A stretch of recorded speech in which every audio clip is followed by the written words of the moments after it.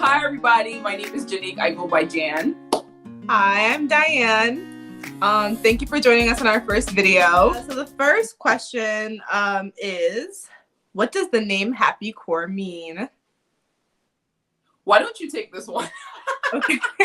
Okay, so this is a fun one. So when we're coming up with the name, we're trying to convey a sense of obviously happiness, and mental health oftentimes is talked about in like a sad way, and it doesn't necessarily have to be that way. Similarly with physical health can be either really bad or really good or neutral. We wanted something that people could come with and be approachable. So we want people who come to our platform to find happiness within themselves, within their core. So Happy Core, that's what that means. Yeah, that was a pretty good summary. But yes, Happy Core, we wanted the name to exude happiness, even though we understand that with mental health, that's not always the case. But we want that whenever we engage with anyone that comes in contact with our brand, they leave feeling happy. So and of course, like, happiness comes from within yourself. So that's where the name Happy Core comes from. So okay, so the next question, Jen, you can take this one. Okay. This is, what made you start Happy Core? Whew, that is a loaded question. Okay, so what made us start Happy Core? This is not a one-person thing, ma'am. Right. Okay, so what made us start Happy Core? So what made me start Happy Core essentially came from some of the struggles that I've had to deal with and some of the challenges that I face as it relates to mental health. So I've had struggles with depression and anxiety, and I always had trouble finding the right resources that could cater to my needs. So when I started Happy Core, I wanted a place where Black women could come together and figure out and have access to those resources that I didn't have or had a hard time getting access to. Getting any kind of mental care can get pretty expensive. I believe, Diane, correct me if I'm wrong, but I think the average cost for care is about $75 to $150, and that's on average, right? Yeah. Okay. So looking at that, and that's not something that a lot of people can easily afford. So creating Happy Core, I wanted to create a place where women can come, Black women especially, because I want to cater to this population, is Black women can come to Happy Core and get the services they need without having to worry about the financial barriers that typically accompany mental health. So that's, in a nutshell, why this all started. Okay, so for me, I have dealt English. I have dealt. Hey guys, English is not her first language. I'm not from here. I kid. No, but like, I have been dealing with anxiety for a long time. I remember being 9 and dealing with anxiety and not really being able to articulate what I was feeling and not having the language and the community to deal with that, on top of the financial barriers that exist, as well as the stigma. Yep. So when Jen was like, I'm interested in starting this project, and I was like, well, you were like, yeah, isn't she like a genius? All right, just kidding. No, but I was more like, this is something that I'm kind of doing for my 9-year-old self that had anxiety and didn't have the tools. And I'm really passionate about getting other Black girls the opportunity to deal with what they deal with. Yeah, so I would agree. Okay, next. All right, what's the next question? Make it a good one. Okay. This is a good one. I'm nervous about telling my friends about my mental health struggles. What is the best way to start this conversation? Oh. So I'm a really private person, but with the people I decide to talk with, I just go ahead and say it. I understand that mental health is particularly sensitive. So for me, what I would do is, you could have coffee if you want. I love coffee. And just describe, first of all, if you know what the start of the problem is, describe what triggered you, what triggered the situation, and hopefully you have a support system around you that's willing to have the conversation. So my method would be just to dive in. That's it. Yeah, no, I would agree. So, and you touch on something that's really, really key, and that's making sure that you have the right support system around you. Because again, right, and this is also one of the reasons why Happy Core exists, is to eliminate a lot of the stigmas that comes along with, struggling with mental health. And I think having someone or people in your corner that can really listen. I think the key word here, especially, and this message is also going out to anyone who has a friend that wants to have a conversation about this or whatever.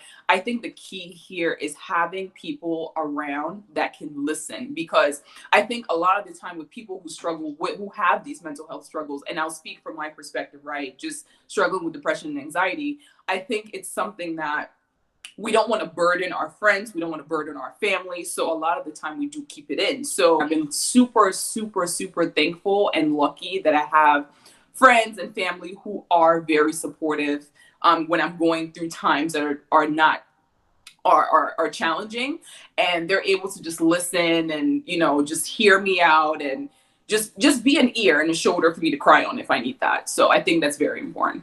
Listening is very important. But let's change the perspective, and let's talk from the person who is gonna be the listener here, right? Yeah. What should you be doing as a listener? Oftentimes, if I'm dealing with my anxiety, I can come across like I have the worst attitude, and I need for that person to understand that. I need for that person to recognize, be compassionate and empathetic. Right. Yeah. And so being a good listener, part of that is understanding that you're not necessarily going to understand every single thing that person is going through. Or even anything at all. So I keep cutting you off. It might make zero sense to you. But the point is not for you to necessarily get it. The point is for you to be there, to be, like you said, that ear. Yeah. And I think that's essential. Yeah. So you mentioned that this is someone's question. You mentioned that you've dealt with depression and anxiety over the years. Okay. What are some of your coping mechanisms? Oh, one thing before I answer that question, I actually want to say that it took me a long time to get to a point where I could develop what I would call healthy coping mechanisms. Their coping mechanism. Ooh, am I struggling with English today? Coping mechanism. There you go. Can sometimes have like a negative connotation, right? So I'm lucky and I'm thankful that I've been able to find a coping mechanism that is healthy and it's keeping me sane, and that is exercise. I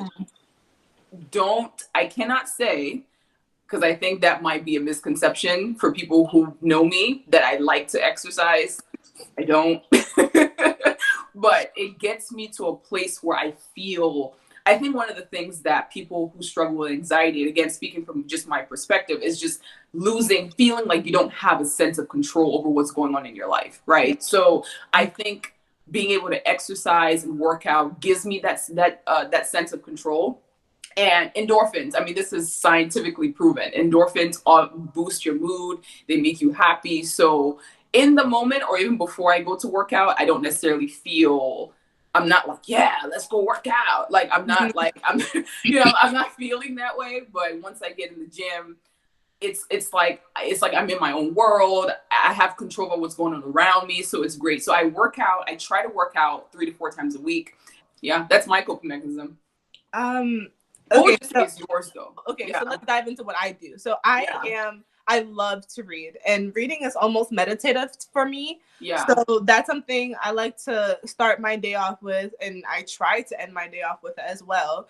I also recently took up journaling free. Okay. Oh my gosh, journaling is amazing. And yeah. I'm obsessed with buying new journals every time I go to like TJ Maxx or something. Like, it's such a great outlet. Okay, it's a couple dollars. So I love reading. I love journaling. 2 years ago, I started yoga. I love yoga. If anything, sometimes you need your membership, but you can do yoga at home. And I think that the main thing that I learned from yoga is finding that my thoughts, I can't control them, but I can control which thoughts I decide to absolutely.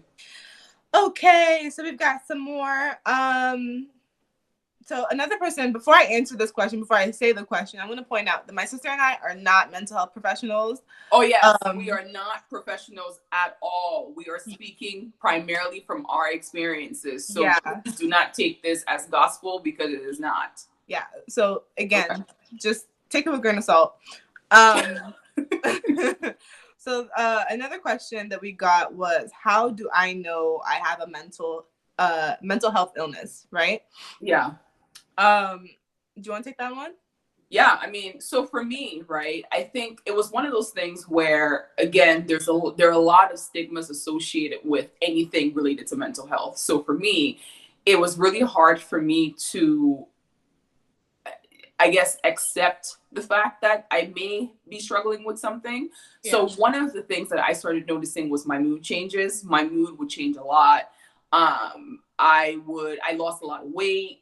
And then a huge indicator for me was when I just couldn't sleep at night, like crazy heart palpitations, constant like worrying about stuff. Sometimes I would just cry for no reason. I would just cry for hours for no reason. I know I've called you before in one of those situations, and I'm like, I don't know what's wrong, but this is where I'm at, and I just need to talk. And again, it's always great to have a good support system, because what you did, you just listened. Like, you didn't really say much. I remember that call really, really well. Yeah. And you didn't say too much. It's just like a matter of, okay, she's in this space, let me just listen to her. So those were some of the things that I started noticing in myself. And I'm like, okay, maybe I need to talk to someone. So those were kind of the first indicators for me.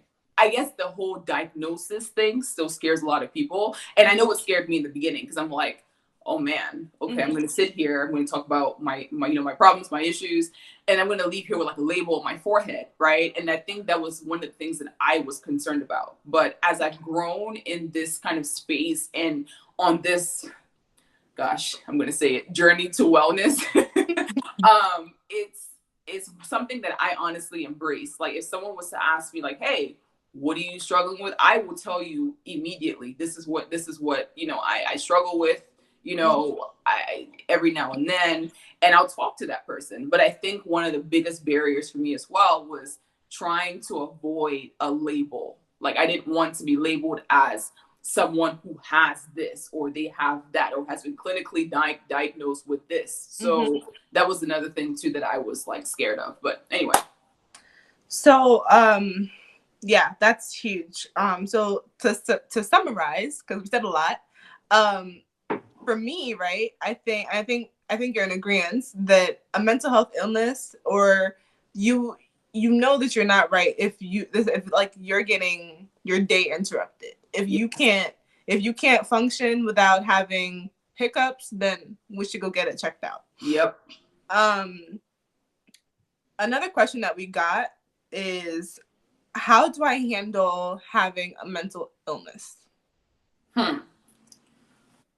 How do you handle it? Well, for me, right, I think it's more of in educating yourself about it and embracing that as something that you can work towards, right? Not necessarily work toward, but you can work to feel better. I think one of the first thing is just accepting what the situation is, because if you don't, we all know that if you don't accept something, you can't change it, right? So I think it's just a matter of just saying, okay, this is where I am right now, and what can I do to get to a better place?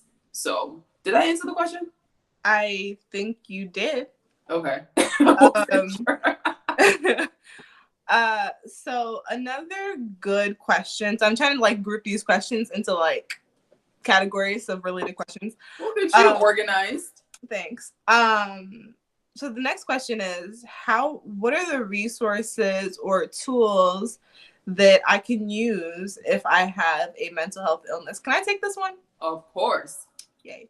I'm a public health major. So thank you. And some of the things that I learn about are access to healthcare.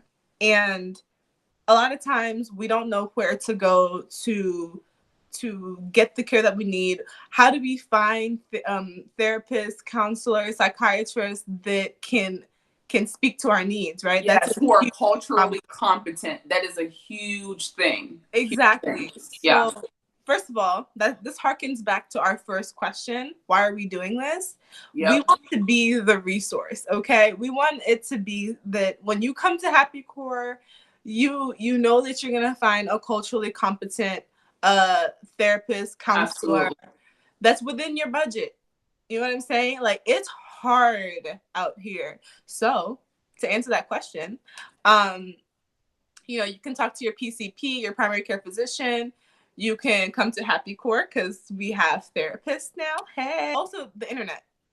Okay.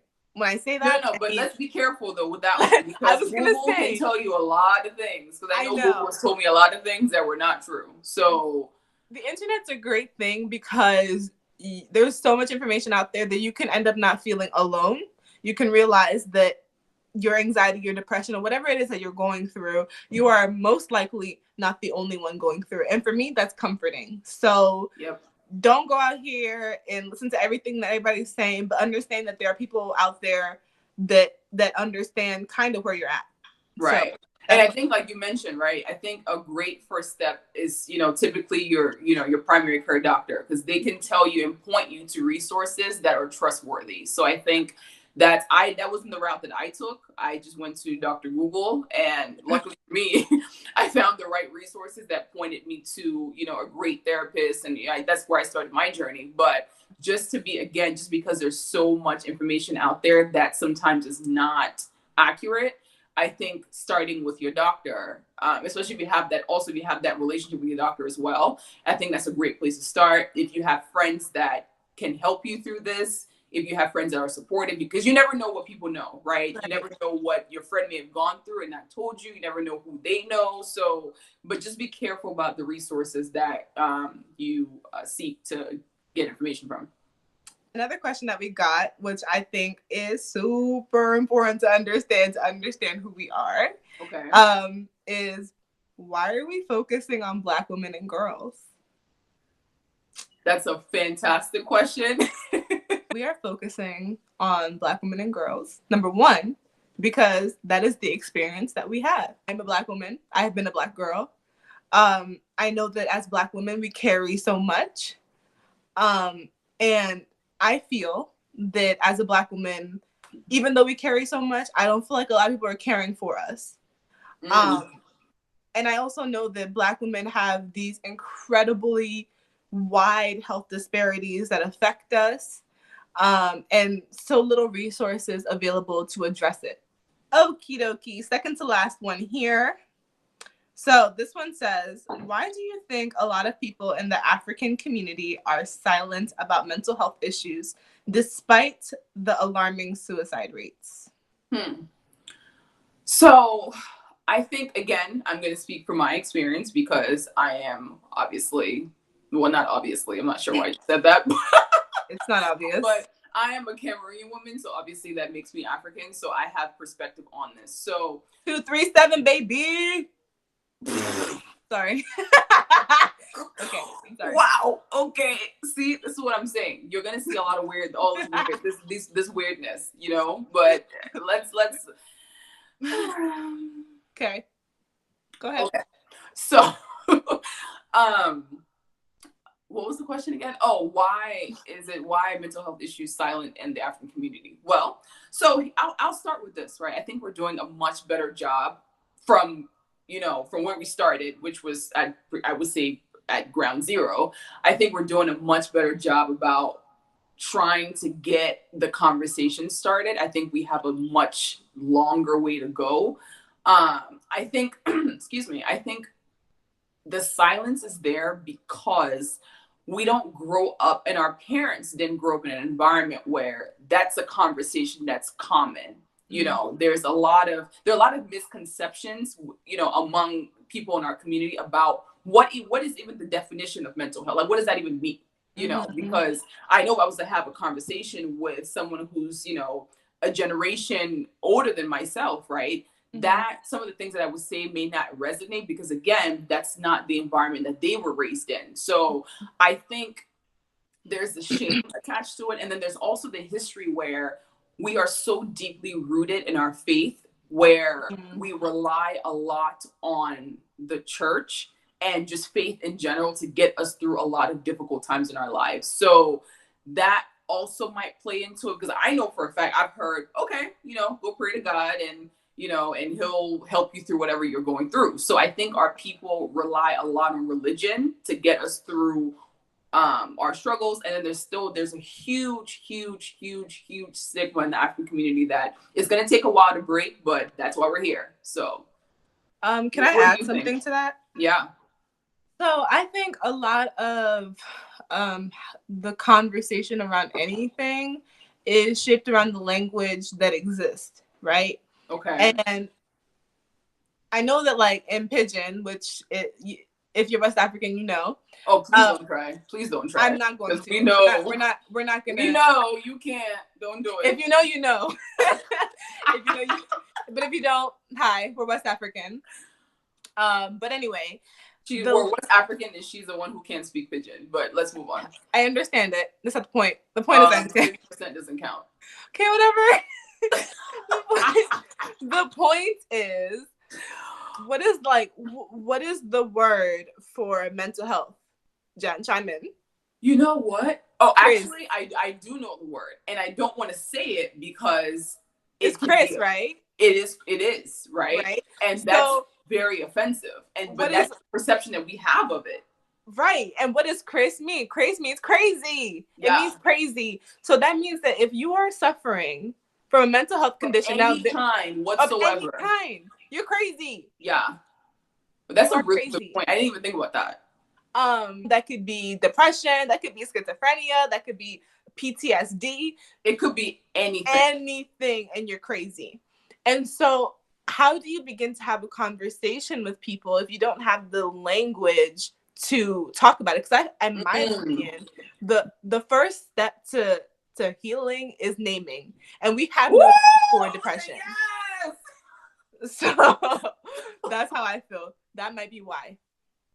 Yeah, no, I think that's a really good point that you made. I didn't even think about that, to be honest. I'm like, wow, I've actually never thought about what word can be attributed to mental health in Pidgin, because I mean that's what I speak. So so yeah, and I wonder what the word is in other languages, in the African continent as a whole. Yeah, like and we're not saying this by saying that every African country, every African community is this way, but as a general consensus, there's still a lot of these issues that exist that we need to break. So if you're from any like African nation, drop down what the name is for any mental health illness that you are aware of. Yeah, put it in the comments, because I'm curious. I want to know.